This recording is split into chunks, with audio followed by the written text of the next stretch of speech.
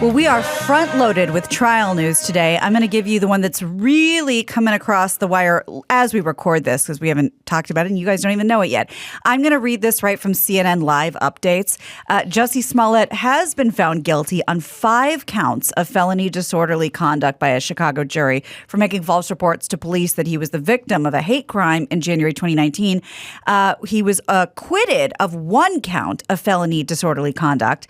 Smollett did take the stand and testified before the jury that he never lied to police. He denied orchestrating the attack on himself. A disorderly conduct charge for a false crime report is a class 4 felony, punishable by up to 3 years in prison and a $25,000 fine. But Cook County Judge James Lynn will have discretion in imposing a concurrent or consecutive sentence for each count at a later date because that's 5 counts. Yeah, it'll piss you off if you go back and look at that interview we did with Robin Roberts, I think it was. Yeah. And by the way, I've said it before, too. We just have to have black people interview other black people all the time. If something happens, we go, who's the black person that can talk to the black person? I did like when Gayle King interviewed R. Kelly and he went crazy. It's kind of, you see it with Michael Strahan all the time, like some black will go talk to, he's a black guy. It's kind of a weird way to do journalism. It's a little backwards. But you will get so pissed off if you see him like sitting there like going, what kind of society we live in? Yeah. I was attacked because of the color of my skin. You're like, oh, great. Another fucking 10 years of us fighting in the streets. Right. Thanks a lot. But it does give you more respect for him as an actor, though. Oh, my God. That's true. I mean, I think once he gets out of jail, he's booking parts. Because that was believable. He got the whole nation riled up. That would be on my reel if I were him. It wouldn't be Empire. It'd just be me sitting with Robin Roberts. Oh, right. That tear. Yeah. Oh, yeah. I didn't even put a tack in my shoe. That was all emotion. Yeah, that is definitely like when you when you're sending out that reel, it's like the Empire, and then it's like, look at this. This caused a protest. Like, well, fuck, can't argue with those. Divided the nation. Maybe I'm being selfish here, but I don't really care if he spends time in prison because, first off, I don't need his spank bank. Right. I'm focused on Andy's. I understand. You know what I mean? Andy's dead. They could be combined, by the way. Well, I do want to be careful when I talk to Andy. Like, now, seriously, dude. Yeah, you're like, Andy, you got to collate this a bit before I dive in there. We're coming from one category here. Don't you pulling from the whole pool.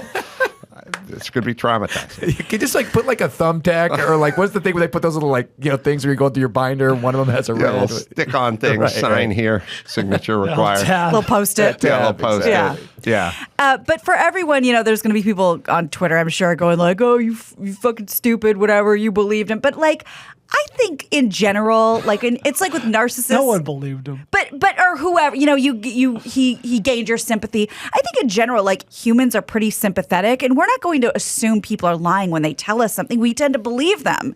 Like, I don't think it's a bad thing to be a sympathetic human being. Well, it's also, if the news is just going to kind of grab it and put it in such a way where you go, oh my God, well, what? And we're already, again, it takes you a little while to kind of go. It's the same with the Rittenhouse thing. It's like, well, why would his mom drive him with an AR-15 into a different thing? Like, you're going, like, that seems a weird mom thing to do. And then later on, his mom didn't drive him. But, I mean, if you have little thoughts like, 2/3 of Chicago vote 90% Democrat, like MAGA hat guys, like running around. There's a blizzard. Like, you can figure certain things out, but just going, that doesn't make sense. Speaking of which, I wish I'd thought of this earlier, and it would take some work. So, Kaylin, I don't think you do this right now. But if Chris or Kaylin or someone can go back to the day this story broke and get our reactions, because I remember all of us having some version of.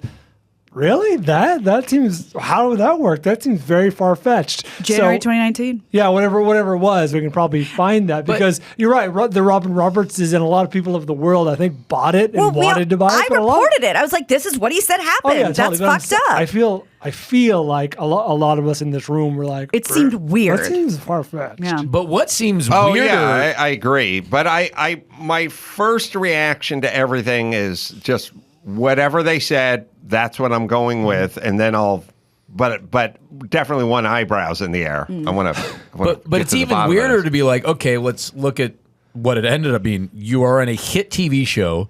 You're like rocketing to the top of the entertainment, and you're going to hire 2 jet black Nigerian guys to pretend to do a hate crime on you in hopes of getting a better contract negotiation. I mean, it just sounds so fucking insane.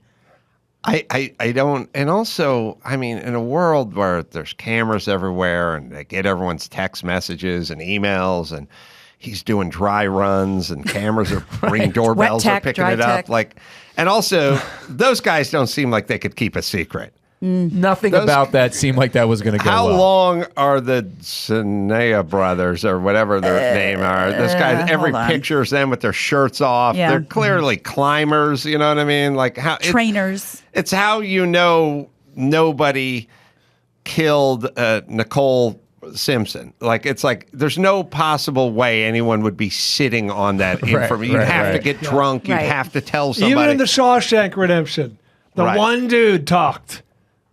How would you trust those guys? You just keep Austin Dyros. Yeah, let's just say it did turn into no one ever found out. It was a big deal, and you became a poster child and stuff. Like, how long before those guys would start extorting you, right? Quickly. Yeah. So let's move on to another court case where I have two more to get through. Josh Duggar has been found guilty in his child porn case.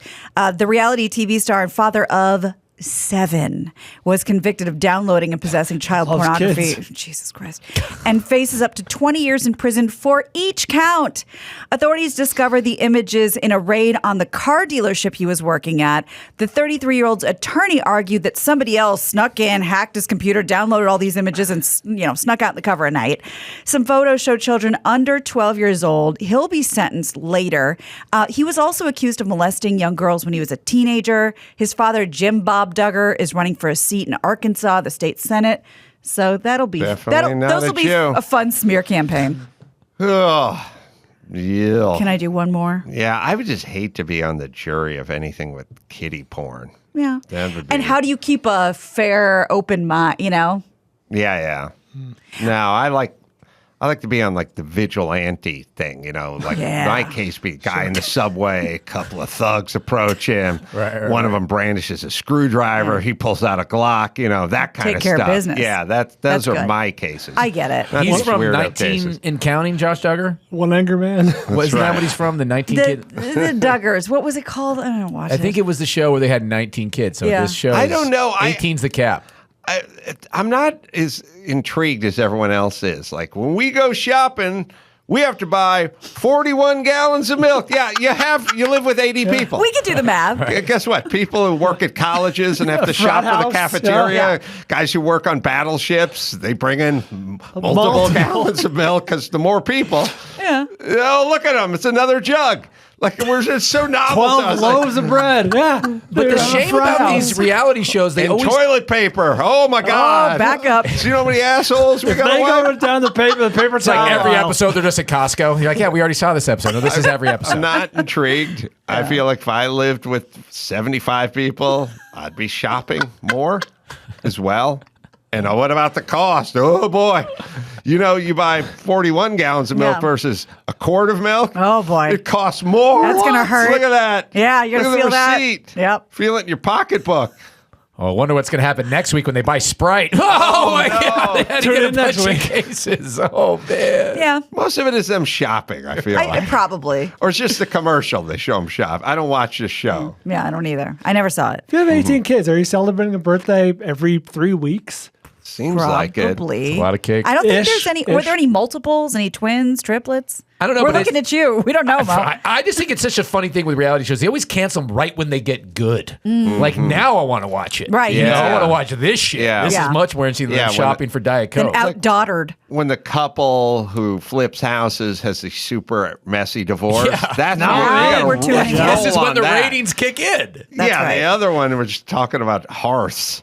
That's not exciting. Shiplap. Shiplap and hearse. That's not. That's like Like Honey Boo Boo. It's like, oh, the mom's like a full-blown meth addict now? Good. Yeah, I'm going to finally watch that show. That's right. Mm-hmm. Well, let's just do, I don't know what year we're in because we have some Scott Peterson news. Resentenced on Wednesday to life in prison without the possibility of parole.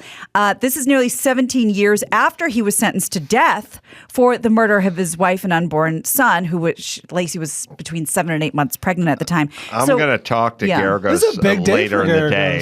This is an O-for day. This is a tough day. Those are both his clients. Well, in a way, there's a silver lining because one of the reasons he was resentenced was to avoid the death penalty. So now he is life in prison, no parole. So maybe that's a win. I'm trying to look at your nuts half full or whatever you said. Yeah, so we'll see. He's the second most famous person from Modesto. It goes George Lucas, Scott Peterson. Oh, yeah. Not necessarily in that order. Not necessarily in that order. It really takes a strong dip after Star Wars to accuse spouse murder. That's right. A lot of range. Yeah. So this is, if you ever were even, like you just said, you want to talk about it when it gets crazy. If you ever wanted to tune in to Reasonable Doubt, this is the time. Because you're going to have all the information that I'm just reading this off the off the headlines right now. Yeah. Well, that'll be an interesting conversation. In. Yeah. New Zealand, we've been talking about them, and things are getting a little, they've stayed a little locked down, but they're not done. They plan to outlaw smoking for the next generation. And so basically, if you're 14 now, they want it so you'll never remember a time where smoking was legal. That's kind of the goal right now in New Zealand. Under the proposed legislation, the legal age of 18 is for buying tobacco. That'll be raised progressively.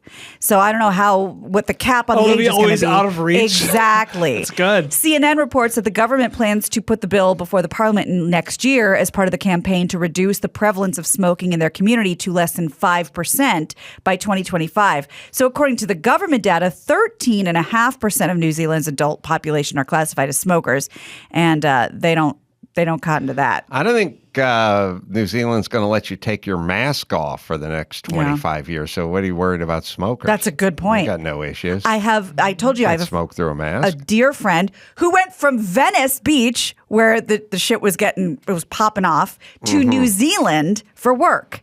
So he's on his way back here now. From Venice to New Zealand, that's the whole spectrum of society. Right. So I'll definitely get his thoughts. The job wrapped and he's on his way back.